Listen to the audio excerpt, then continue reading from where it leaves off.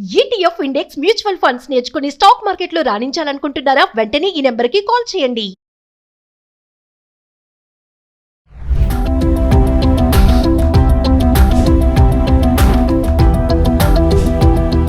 నమస్తే, welcome back to Suman TV. Present మనతో పాటు ఉన్నారు అనలిస్ట్ మందరి కృష్ణారెడ్డి గారు. నమస్తే సార్. నమస్తే అమ్మ. సార్, ఏపీ నెంబర్ ప్లేట్తో ఉన్న నెంబర్లు ఏవైతే ఉంటాయో అవి కనుక తెలంగాణలో తిరిగితే అలాంటి వాహనదారులకి మళ్ళీ కూడా ఏంటంటే రూల్స్ నియమాలు ఏమన్నా కనుక ఉల్లంఘిస్తే కనుక అప్రమత్తంగా ఉండాలి అని చెప్పేసి కొన్ని నోటీసులు అయితే రావడం జరుగుతుంది. వివరాల్లోకి వెళ్తే దీంట్లో రెండు విషయాలు ఉన్నాయి.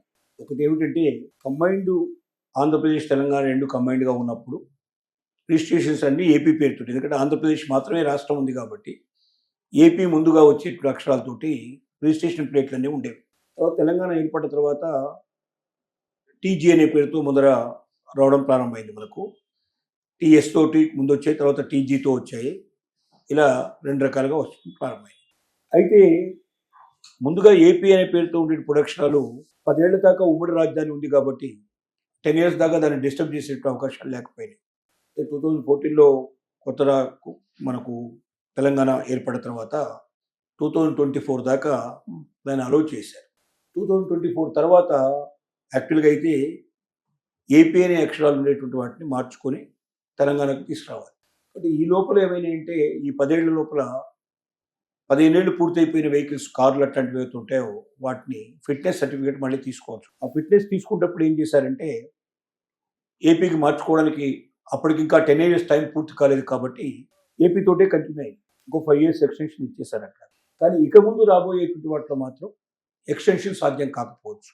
అంటే ఏపీ పేరుతో ఉండేటువంటి వెహికల్స్ ఏవైతే ఉన్నాయో, హైదరాబాద్లో ఉన్న వెహికల్స్ కానీ, తెలంగాణలో ఉన్న వెహికల్స్ కానీ, ప్రజెంట్గా ఉన్న వెహికల్స్ ఫర్దర్గా దాన్ని తెలంగాణలో ఉన్నటువంటి రిజిస్టర్ ఆఫీస్కి వెళ్ళి, అంటే మామూలుగా ఆర్టీఏ ఆఫీస్లోకి వెళ్ళి వాళ్ళు ఫిట్నెస్ చేయించుకునేటప్పుడు నెంబర్ కూడా దాంతో పాటుగా విధిగా మార్చుకుని కొత్త నెంబర్ తీసుకోవాల్సిన పరిస్థితులు వస్తాయనేది ఒక వాళ్ళు ప్రికాషనరీగా చెప్తున్నారు.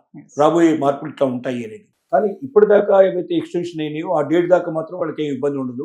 ఆ డేట్ తర్వాత ఫిట్నెస్ డేట్ ఎత్తినప్పుడు మాత్రం ఆ మార్పులు వస్తాయి. పెద్ద వెహికల్స్లో ఎప్పుడైనా ఈ ప్రాబ్లం ఉంటుంది. పెద్ద వెహికల్స్లో ఏంటంటే ఆల్ ఇండియా పర్మిట్ ఉన్నట్టయితే వాళ్ళు నెంబర్తో సంబంధం లేదు, ఏ నెంబర్ ఉన్నా ఒకటి. కానీ ఒకే నెంబర్తో ఉన్నటువంటి బస్సులు కానీ వాహనాలు ఏవైనా సరే ఒకే నెంబర్తో ఏ 2 వాహనాలు ఉండడానికి వెళ్ళి ఒక నెంబర్తో ఒక వాహనమే ఉండాలి.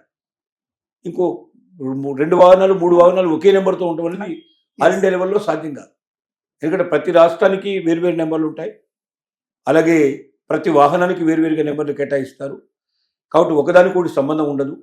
ఎట్టి పరిస్థితుల్లో ఒక వాహనం నెంబర్ మరో వాహనానికి రిపీట్ అవ్వడానికి అవకాశం లేదు. అలా వాహనాలు ఒకే నెంబర్తో 4-5 వాహనాలు ఉండేటట్టయితే యాక్సిడెంట్ జరిగితే ఏ వాహనాన్ని పట్టుకుంటారు? రెండో దానికి సంబంధించినటువంటి ఏదైనా సరే రిజిస్ట్రేషన్ ప్రాసెస్లో కానీ వాటిలో కానీ ఒకే వాహనంతో ఎన్ని నెంబర్లు ఉండడం అనేది సాధ్యం కాదు. కానీ దురదృష్టవశాత్తు ఏం జరుగుతుందంటే జనరల్గా ఈ ఏవైతే బస్సులు తిరుగుతున్నాయో, ఈ హైర్కి అయ్యేటువంటి బస్సెస్ ఏవైతే తిరుగుతున్నాయో, రోజు ఇక్కడి నుంచి ఇతర రాష్ట్రాలకి, ఇతర పట్టణాలకు వెళ్ళేటువంటి బస్సులు ఉన్నాయి కదా, ఈ ప్రైవేట్ బస్సులకు మాత్రం ఒకే నెంబర్తో 2, 3, 5 బస్సులు కూడా గతంలో నడిచిన సంఘటనలు ఉన్నాయి, పట్టుకున్న సంఘటనలు ఉన్నాయి. ఇప్పటికి కూడా కొన్ని వాహనాలు అట్లా తిరుగుతున్నాయనే అనుమానాలు కూడా ఉన్నాయి. ఎందుకంటే ఏకకాలంలో చూడటం జరగదు కదా. ఇవాళ వచ్చిన వాహనాన్ని ఇవాళ మనం చూసాం, రేపు మళ్ళీ వాహనం వచ్చినప్పుడు ఇదే వాహనం మళ్ళీ రిపీట్ అయిందని అదే వాళ్ళు పట్టుకుంటారని లేదు కదా. ఎవరో ఇంకో ఆర్టీఏ ఆఫీస్లో ఎవరో చూస్తారు, ఎక్కడో చూస్తారు. కాబట్టి ఒకదానికోటి పొంతం లేకుండా నడిపించుకుంటూ వచ్చారు ఇప్పటిదాకా. ఇక నుంచి అది సాధ్యం కాకపోవచ్చు అనేది మరొక ప్రికాషన్గా మనకు తెలుస్తోంది. మనకు ముఖ్యంగా జరిగింది ఏంటంటే, ఒకటి కర్నూలు దగ్గర జరిగిన అతిపెద్ద భయంకరమైన యాక్సిడెంట్, సుమారు 20 మంది దాంట్లో ప్రాణాలు వదిలిపెట్టడం జరిగింది. అలాగే మనకు చేవెళ్ళ దగ్గర జరిగిన ప్రమాదంలో కూడా ఎంతమంది ప్రాణాలు పోగొట్టుకున్నారో మనం చూసాం. ఈ రెండిట్లో ఆర్టీసీ బస్సులకు ఇక్కడ జరిగింది, అక్కడేమో ప్రైవేట్ బస్సులో జరిగింది. కాబట్టి ఇక పైన వాహనాలని ఎప్పటికప్పుడు తనిఖీ చేయాలి. కనీసం 2 వారాలకు ఒక్కసారైనా ప్రతి వాహనాన్ని చెక్ చేయాలి. ముఖ్యంగా ట్రాన్స్పోర్ట్ వెహికల్స్, తర్వాత ప్రైవేట్ క్యారేజ్ ఏవైతే ఉన్నాయో, క్యారేజ్గా ఒక ప్రాంతం నుంచి మరో ప్రాంతానికి ప్రయాణికులు చేర్చేటువంటివి ఏవైతే ఉన్నాయో, ఆర్టీసీ బస్సులు కాకపోవచ్చు కానీ ఇతరవి ఏవైతే ఉన్నాయో ప్రైవేట్ వాహనాలు ఉన్నాయో వాటిని మాత్రం ప్రతి 2 వారాలకు ఒకసారి కంపల్సరీగా చెక్ చేయాలి అనేది ఆలోచన తెలంగాణ గవర్నమెంట్ చేసింది. దానికి తగినటువంటి ఇన్స్ట్రక్షన్స్ కూడా ఇవ్వడం జరిగింది. ప్రతి 2 వారాలకు ఒకసారి ఆర్టీఏ అధికారి ఆ రకమైన స్థాయి ఉండే అధికారి తప్పనిసరిగా చెక్ చేయాలి. ఈ చెక్ చేసేటప్పుడు తీసుకోవాల్సిన జాగ్రత్తలు ఏంటంటే ఫిట్నెస్ పర్ఫెక్ట్గా ఉందా, దాని బ్రేకులు కానీ లేకపోతే దానికి సంబంధించినటువంటి మిగతా ఏవైతే ఉన్నాయో క్లచ్ కానీ మిగతా అన్ని కానీ ఎక్సలెంట్ కానీ కరెక్ట్గా ఉన్నాయా లేదా నెంబర్ 1. నెంబర్ 2 ఏంటంటే లోపల ఎమర్జెన్సీ డోర్స్ ఏవైతే ఉన్నాయో ఆ డోర్స్ ఓపెన్ కాకుండా మన జరిగినటువంటి కర్నూలులో మనం చూసిన సంఘటన కానీ మనకు కనబడింది, కర్నూలు సంఘటనలో స్పష్టంగా కనబడింది ఏంటి, అక్కడ కూడా సీట్ వేసిస్తారు, అక్కడ కూడా ఒక స్లీపర్కు ఎమర్జెన్సీ డోర్ దగ్గర వేసిస్తారు. అంటే అక్కడ నుంచి వెళ్ళడానికి వీలు లేకుండా చేశారు. మరి యాక్సిడెంట్ జరిగినప్పుడు వాళ్ళు ఎక్కడి నుంచి తప్పించుకోవడానికి వీలైపోయింది. కొంతమంది మాత్రం బ్యాక్ సైడ్లో ఉండేటువంటి అద్దాలు పలుకొట్టుకుని బయటకు వచ్చేసారు. ఫ్రంట్లో ఉండేవాళ్ళంతా కాడిది కూడా తెప్పారు. అంటే ఎమర్జెన్సీ ఉండే డోర్స్ ఉంటే ఆ డోర్స్ అన్ని కూడా ఓపెన్ అయితే డెఫినెట్గా ఎక్కువ మంది సేవ్ అయ్యే అవకాశాలు ఉండేవి, అందరూ కూడా బయటకు వచ్చే అవకాశాలు ఉండేవి అనేది ఒక ఆలోచన. కాబట్టి ఎమర్జెన్సీ డోర్స్ ఎక్కడైతే ఉన్నాయో ఆ డోర్స్ని ఎక్కడ కూడా అక్కడ సీట్లు ఉండడం కానీ లేకపోతే అక్కడ స్లీప్గా ఉండడం కానీ ఏమి ఉండకూడదు, ఓపెన్గా ఉండాలనేది ఒక కండిషన్. ఇలాగే ఇంకా దాంట్లోపల ఏదైనా సేఫ్టీ ఎక్విప్మెంట్ కానీ లేకపోతే ఫైర్ ఎక్విప్మెంట్ కానీ ఇట్లాంటివన్నీ కూడా పర్ఫెక్ట్గా ఉన్నాయా లేదా, ఏవైతే మెజర్స్ తీసుకోవాలో అవి తీసుకోవాలి. రెండోది వాహనాల లోపల ప్రయాణికుల వాహనాల్లో ఇప్పుడు కూడా లగేజీని వేరే రకమైన దాన్ని మనం వాడకూడదు. క్యారేజ్ కింద మనం పంపించడానికి దాంట్లో ట్రాన్స్పోర్ట్ కింద మనం వాడడానికి వీళ్ళే. కాబట్టి కొరియర్ లాగా దాన్ని వాడుతున్నారు చాలామంది, దాన్ని లగేజ్ వెహికల్ కింద వాడుతున్నారు.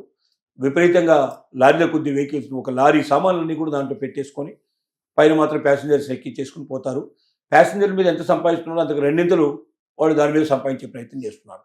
కానీ దీనివల్ల ఏమవుద్ది, వెయిట్ పెరుగుతుంది. రెండోది యాక్సిడెంట్ ఏమైనప్పుడు కింద ఉండే సామాన్లు అంటుకున్నట్టయితే పైన ఉండేటువంటి ప్రయాణికుల భద్రత లేని పరిస్థితి ఏర్పడుతుంది. ఇవన్నీ గతంలో మనకు జరిగిన యాక్సిడెంట్స్ అన్ని చూపించాయి మనకు. కాబట్టి ఈ రకంగా ఎవరైనా సరే ప్రయాణికుల వెహికల్స్ లోపల ప్రయాణికులే ప్రయాణించాలి. వాళ్ళకి సంబంధించిన లగేజ్ మాత్రమే, పరిమితమైన లగేజ్ మాత్రమే ఉండాలి. అంతకు మించి ఉన్నట్టయితే దాన్ని కూడా అలో చేయడానికి వెళ్ళలేదు. ఇలాంటి వాటిని ఎప్పటికప్పుడు తనిఖీలు చేసి ప్రతి ఒక్క మెజర్మెంట్ పర్ఫెక్ట్గా ఉందా లేదా చూసి వాటిని నిబంధనలకు ఏమాత్రం విరుద్ధంగా ఉన్నా కూడా పట్టుకోవాలి, వెంటనే బట్టి సీజ్ చేయాలి. ఇంతకుముందు ఏం చేసేవాళ్ళు అంటే ఫైన్ రాసి వదిలిపెట్టేసేవాళ్ళు. ఫైన్ కాదు, సీజ్ చేయండి. చేసిన తర్వాత వాళ్ళు కోర్టుకు వచ్చి మొత్తం వివరాలు చెప్పుకొని తప్పు జరిగిందని ఒప్పుకొని మళ్ళీ భవిష్యత్తులో జరగదు అనేటువంటి విషయాన్ని వారు పైన అధికారులకు కానీ లేకపోతే అక్కడ ఉన్నటువంటి జడ్జికి కానీ ఇన్ఫర్మేషన్ ఇచ్చేసి రాతపూర్వకంగా ఇచ్చేసి ఒకవేళ వాళ్ళు ఎవరైతే మళ్ళీ నడుపుకోవడానికి సిద్ధపడతారో అలాంటి వాళ్ళు ఇలాగ 2 సార్లు 3 సార్లు తప్పులు జరిగినట్టయితే 4వసారికి టోటల్గా వెహికల్ లేకుండా శాశ్వతంగా క్లోజ్ చేయడానికి అవకాశం ఉండేటట్టుగా ప్రయత్నాలు జరుగుతున్నాయి. అంటే ఇప్పటిదాకా ఏదో వదిలిపెట్టినటువంటి చూసి చూడనట్టుగా వదిలిపెట్టినటువంటి డిపార్ట్మెంటు ఇప్పుడు ఖచ్చితంగా నిక్కచ్చిగా ఉండాలి. ప్రయాణికుల భద్రత మనకు ముఖ్యం. రోజు రోజుకు రోడ్డు యాక్సిడెంట్ లోపల లక్షలాది మంది మరణిస్తున్నారు. ఈ మరణాల నుంచి వీళ్ళు కాపాడాలంటే ఆర్టీఐ డిపార్ట్మెంటు, పోలీస్ డిపార్ట్మెంటు జాగ్రత్తగా వ్యవహరించాలి, పర్ఫెక్ట్గా ఉండాలి. వాళ్ళ డ్యూటీలు వాళ్ళు పర్ఫెక్ట్గా చేస్తే తప్పనిసరిగా ఇది మనం సాధించగలమనే ఒక నమ్మకంతో ముందుకెళ్తున్నారు. Thank you.